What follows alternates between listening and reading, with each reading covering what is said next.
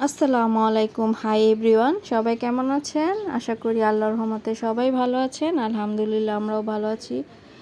চলে এলাম আরেকটি ব্লগ নিয়ে আপনাদের মাঝে। সবাইকে স্বাগতম জানিয়ে শুরু করতেছি। এই যে আজকে একটু নিজের হাতে হালিম রান্না করলাম, প্যাকেটের হালিম মিক্স দিয়ে। তো আমার হালিম রান্না প্রায় শেষের দিকে।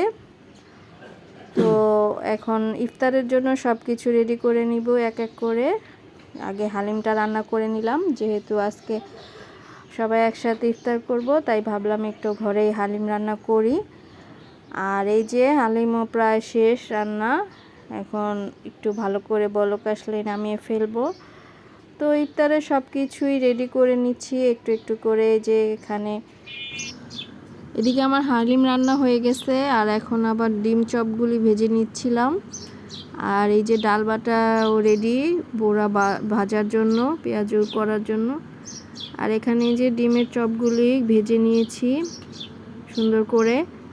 তো আজকে মূলত সবাই একসাথে ইফতার করব, তাই একটু বেশি আয়োজন করা হয়েছে।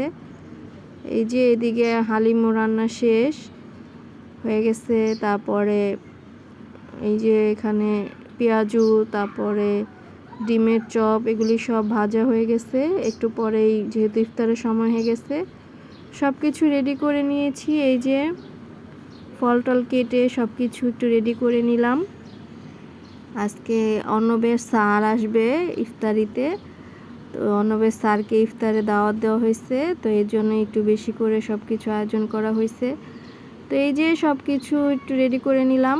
আর যেহেতু রোজার মাসে হালিম তো সবারই অনেক পছন্দ, তো এর আগে কয়েকবার কিনে খাওয়া হয়েছে, তো আজকে একটু ভাবলাম নিজেই রান্না করি।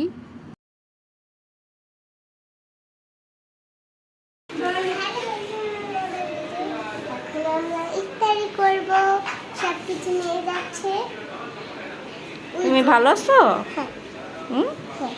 রায়া তো চলে আসছে আমাদের বাসায়, না? আম্মু তো অসুস্থ, তুমি নিতে পারবা না? এই যে এটা নিয়ে যাও, এইটা হ্যাঁ, এটা হালিমের। হ্যাঁ নিয়ে যাও। সবাই কাজে লেগে গেছে, ভদ্রলোকেরা। আর এদিকে যে স্যারের জন্য তা রেডি করা হয়েছে।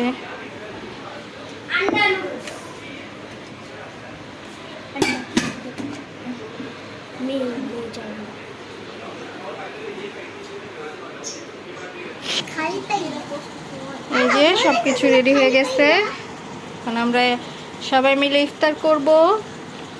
আয়াত আয়াত বসো। অর্ণবের স্যার আসছে, অর্ণব আজকে স্যারের সাথে ইফতার করবে ওই রুমে, তো ওদের ইফতার ওই রুমে দিয়ে দিব। হ্যাঁ, হালিমের মশলা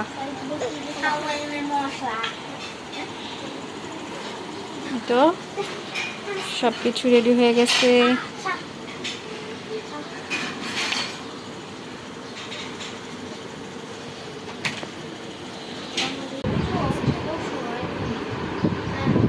উপরে যা, খাটে জায়গা যা, ইয়া সঙ্গীত।